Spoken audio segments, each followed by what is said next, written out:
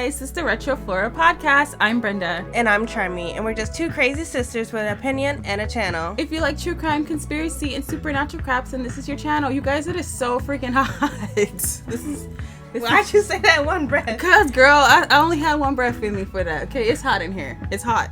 So take off all your clothes. We're not going to, well, we could do that. It's not like you guys would see that, but we're not going to do that, okay? You ever hear the classical version of that song? No. It's so fun. You need to look it up. It's on YouTube. I forgot who sings it. There's no one singing it, but they're just playing on violins and piano. It's actually really fun. I just think of that part, and it was either Bridesmaids or Hangover when they were singing Candy Shop, but like... Wait, when they're singing like acapella? Yeah, what was that? I think it was Pitch Perfect, was it? Oh, no. It was at a wedding. And they were like, I'll take you to the candy shop. I'll let you lick the lollipop. Yeah, I remember that, but I don't know where I remember that from. I was like, no, they didn't. Okay, guys, it's part 2 of Cursed Objects. Ooh, what is this? We do have 2 cursed objects though today. So today we're gonna a cursed car. What is a cursed car? No, there is a cursed car. That's so weird. James Dean's car. Like the parts from his car, there's a curse. Like the parts from his car were used in other cars, and like everyone who's used do that. I mean, like people scrap cars for parts, so that's like common. So actually, I was gonna cover it, but I was like, it's gonna be a long one. So Is that also a cursed plane too? Well, I don't know. I only seen Jimmy Dean's. Jimmy Dean. Yeah, Jimmy Dean. Jimmy Dean's is breakfast sausage. Yeah.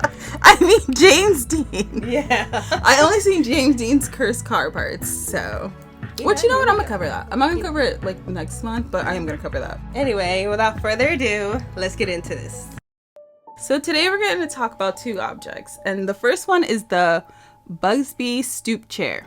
I just imagine you sit in a chair and just die. Similar, kind of similar, but the Busby stoop chair, aka Dead Man's Chair or stoop chair, is an oak chair that is supposedly cursed. Its origin story starts back to around the 1700s in Yorkshire, England. It's not mahogany. It's not mahogany! According to the legend, a 18th century British murderer named Thomas Busby cursed the chair. You know what's crazy? I know some Chucky cursed the doll right before he died. This is totally random, but you know how like we'll say like 1700s, but that's also the 18th century. Like that always like I always say the hundreds. I don't say the century. Yeah, because like I'm confused. If you say 1800, 18th century, I'm really thinking about the 1800s, but that's really the 1700s. Yeah. Now, there are 2 stories about the chair's cursing. In one story, or one version, source, whatever you want to call it, Thomas cursed the chair on his way to his execution. So, like, he wasn't there in the chair. He was just, like, about to be executed. He's like, and that chair, I'm cursing it. Oh, my God. And then, in another version, Thomas was drunk in the chair when he was arrested, and then he cursed it. So we don't really know which one it is. Drunken curse. I think that I prefer him already being in the chair and cursing it, as opposed to he's about to die and he's like, you know what? I really like that chair in that inn. I'm gonna curse it. You know, it would have been better if he got the electric chair and the electric chair was cursed. Well, I feel like if you sit in an electric chair, it's an automatic death. So it's already cursed. Maybe it's like a horrible death, like the electrocution. Sorry, doesn't go as planned, and it's just like even horrible. That would be like a curse. In Green Mile. Yeah, that scene really traumatized me as a kid. Yeah, that scene. I knew I was probably never gonna be in an electric chair, but that scene still traumatized me. Till this day, I still haven't watched that movie all the way through. Oh yeah, I hate that. That movie definitely makes me in my feels. Like I'd be feeling some type of way.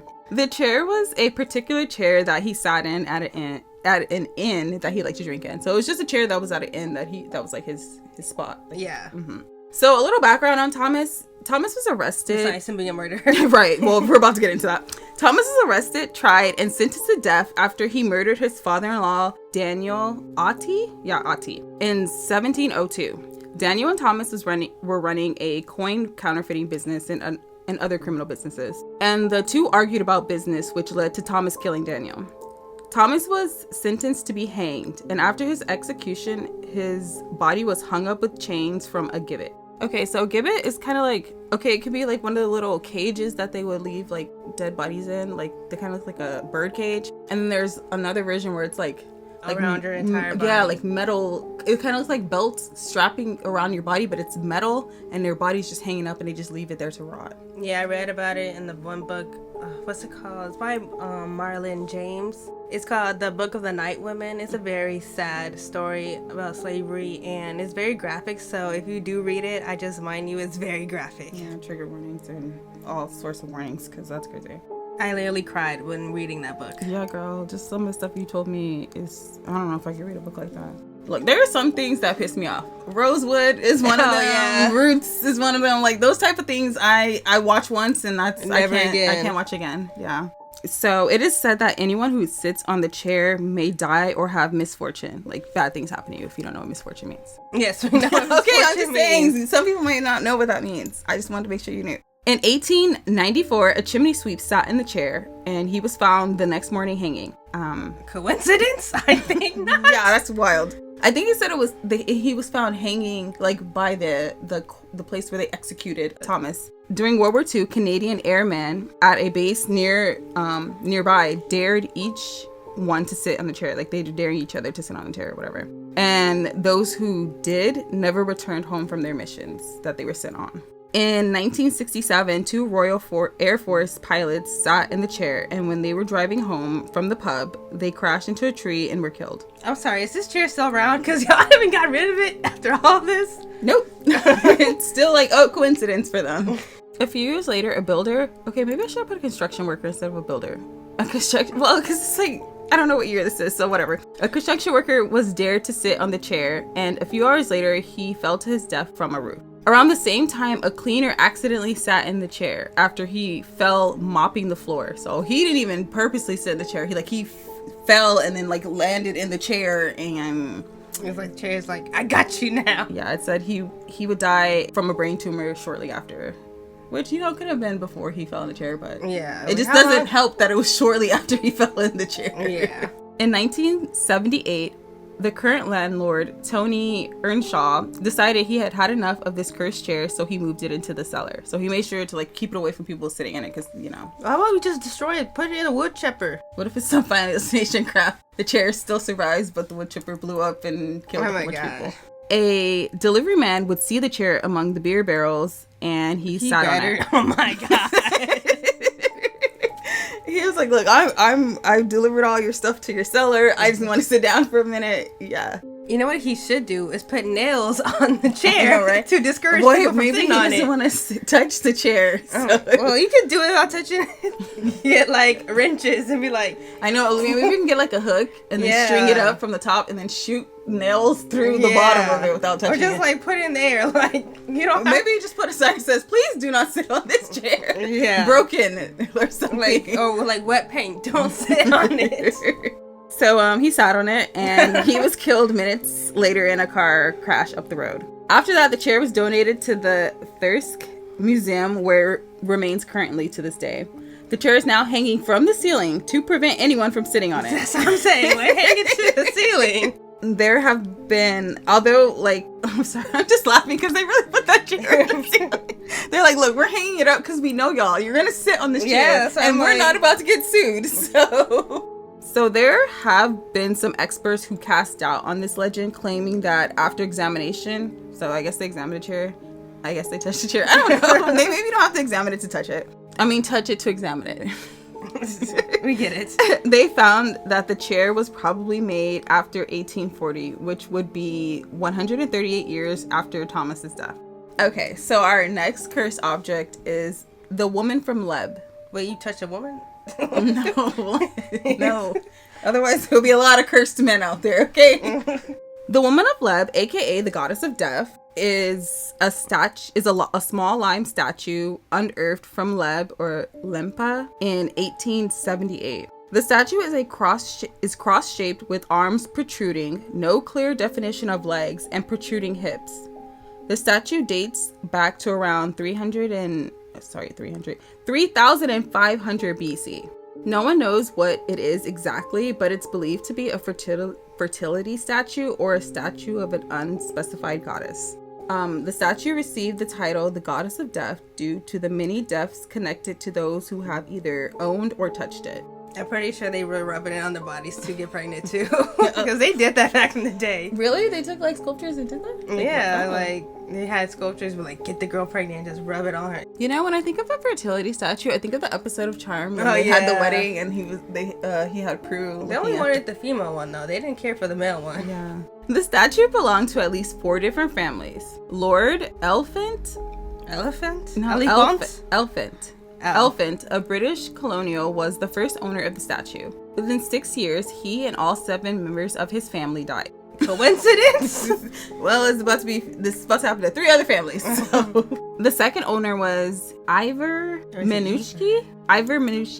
And within 4 years of having the statue, he and his whole family also died. Lord Thomas Knowles' family was the third owner of the statue. And within 4 years, they too all perished. You know what? This statue might be cursed. The fourth and final family was the Biverbrook, which they were the last, obviously, to own the statue. The family consists of Sir Alan Biverbrooks, his wife, 2 daughters, and 2 sons. Shortly after the statue arrived, Alan, his wife, and his 2 daughters died. His remaining 2 sons decided to donate the statue to the Royal Scottish Museum in Edinburgh to prevent the curse from harming anyone else. So...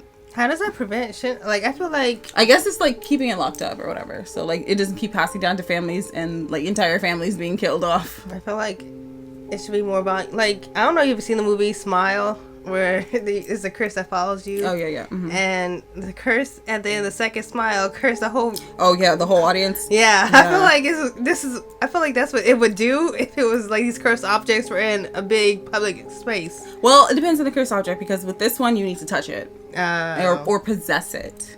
Like ownership, I guess right now. Do that paperwork, like the demon wants you to sign your rights away. Like the demon needs you to sign your here so that he can kill you later. Like, I don't understand why you mean possession. Okay, well, I'm just telling you what it says. Like, it can't, if I say I own ownership it, even though I don't. Yeah, so like ownership of it. So I guess this museum owns it, but like who owns the museum? I don't know. Like the public? Why shouldn't those families be targeted? Maybe the public owns the museum, so it can't pinpoint anybody. It's just like everybody. It's like, if you just touch me, I'll just kill you then. The museum curator who handled the statue died within a year. Because she touched the statue? Yeah, they touched the statue, so they died. The statue is currently in a glass case in the museum, untouched by human hands. It is still considered cursed, and no one touches the statue without gloves. So apparently, I guess if you have gloves on, you're safe. That's a loophole. They're like, there's no skin contact with it, you should be fine. So yeah, that is the woman of lead, the goddess of death. Don't touch her. Just kidding. Like, she reminds me of some type of thing. I just don't know what it is. I don't know either. A bomb? Look, you guys, if there are any other cursed objects, if there are any cursed objects out there that's like, if you look at it, it's cursed, I'm not covering it, okay? I'm not doing it. You know what? Well, what if it's like you have to look at it directly? Like The Grudge, you have to touch the house directly. Okay, well, if it's you gotta watch the videotape for tomorrow to come. If you glance at this object, you're cursed. I'm not covering that. So I don't need no curses on me. Okay, thank you. Cursed objects, stay away from them, or go visit them in museums, whatever. Just don't touch them, or whatever it says don't do to them. Don't sit in that chair. You know, some like YouTuber gonna be like, I'm gonna touch this cursed object, cut down the chair and sit on it, and then die like a month later. Probably, or like, you know how like people do like the rock climbing, they're gonna climb up there, and yeah, no, you guys leave that chair alone, okay? Even though there's a possibility that the chair was made after this guy was executed. Well, you've made it to the end. You must really like the sounds of our high-pitched voices and quirky commentary. You might as well like and subscribe to our channel and hit that bell to be notified every time we drop new content. If you want to follow our social medias, they will be linked in the description box below. Bye, you guys. Stay away from cursed objects.